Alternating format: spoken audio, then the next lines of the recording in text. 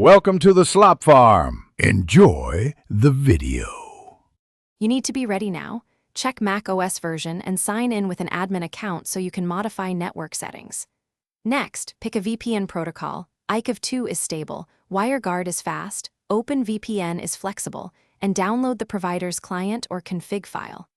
Once done, locate the OFBin or config in your Downloads folder and keep your username and password handy.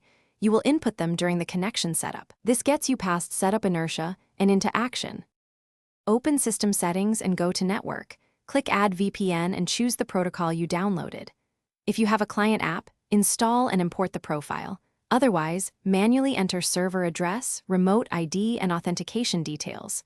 For OpenVPN, import the OFBin file and add certificates if required. Then configure routing.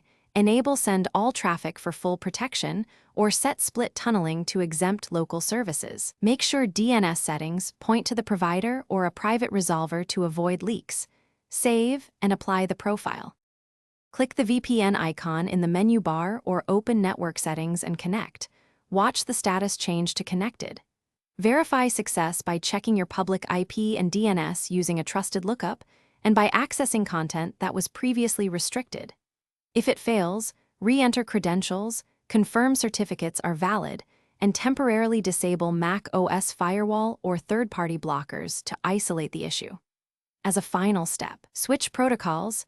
Try IKEv2 versus OpenVPN or WireGuard, because different networks treat them differently, and one often resolves connectivity problems. Thanks for watching. Consider subscribing if we helped you today.